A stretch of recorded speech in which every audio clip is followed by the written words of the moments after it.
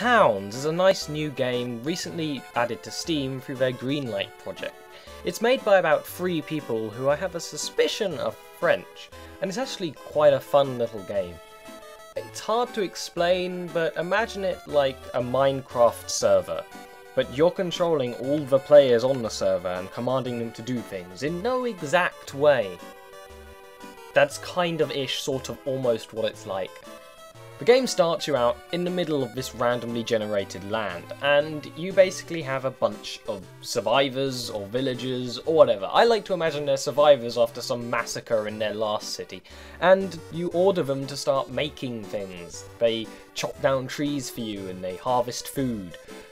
The way you get people to do things is very strange. You'd expect that you'd click on someone and then tell them to do something like a real-time strategy, but no.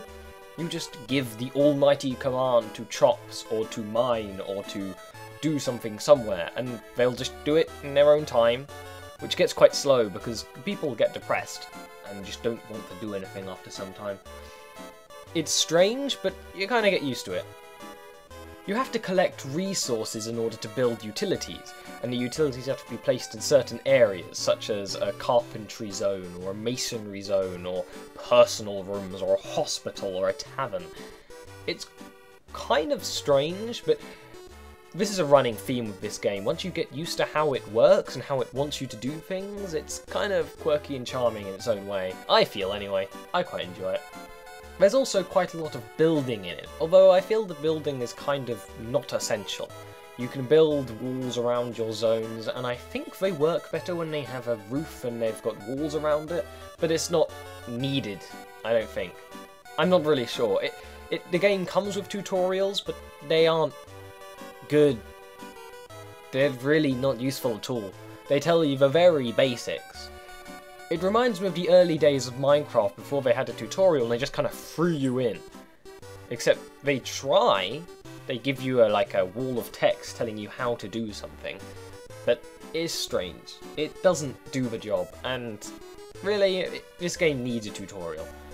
I had to look it up in a little Wikipedia page all based around it, and I don't mind doing that, but I don't think it should be essential. While I'm on this kind of topic, the options in the game are really strange. You have options to change some things, but not many. You can only turn the sound off, you can't lower it, which is why I don't really want to do a recording over it. But you can't change many things. You can't even change the size of the box. It comes in a little window and you can't change the size of that, and I'd like to be able to do that. I wouldn't really mind it not being in full screen, although I think you can make it full screen.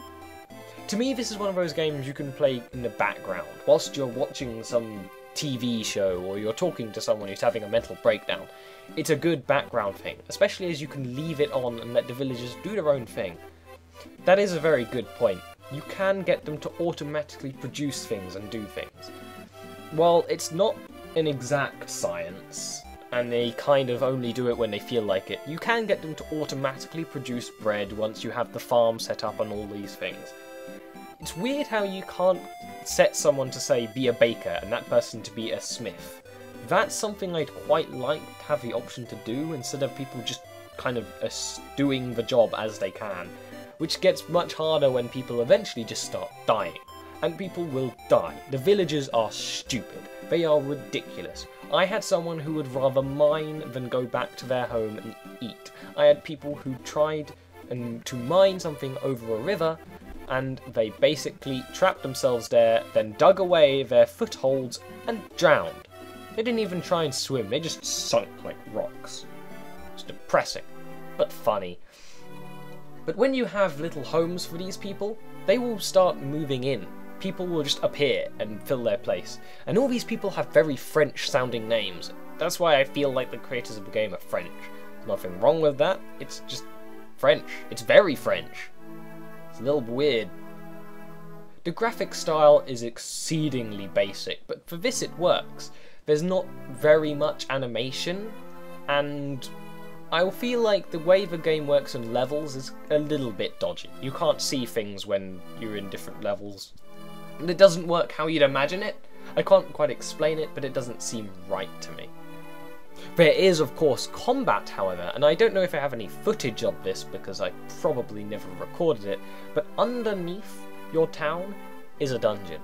Once you start digging down, there will be monsters randomly appearing, and eventually there will be dungeons filled with treasures and monsters and bosses to slay. The weird thing is you can't just select people and get them to attack the monsters. No, they just do it. They just jug themselves against them mentally.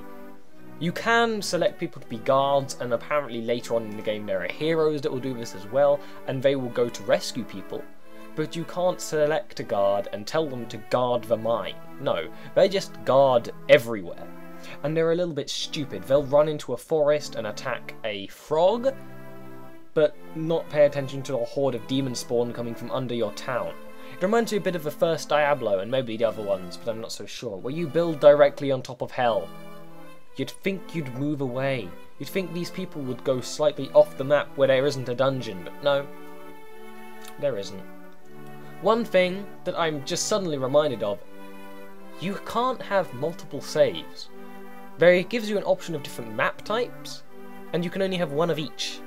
That's strange. That's wrong. Don't do that. This is a kind of game where I'd like to have one save which is really far done, and start a new one. But then I'd have to start a new one in a snow biome, which works completely different to the normal biome, and the desert biome, and the... Overall, this game reminds me of the early days of Minecraft, before it got super popular. Oh, I'm such a hipster. When it was just Notch, and he wasn't exactly sure what he was doing, and he was just adding things, and it was a blank slate where anything could be done. I feel like this is the stage. I already know there's a modding community making stuff for this, and I know that it's the fans that got this taken to Steam. So I really hope that they do add things to this, like Minecraft or Terraria, and just add and make it better and build on what they have, because they have a really good thing. It just needs to be polished. It's not bad, and I think for its cheap price at about £10, yes, I'm English, go ahead, give it a try. It's fun. It's fun.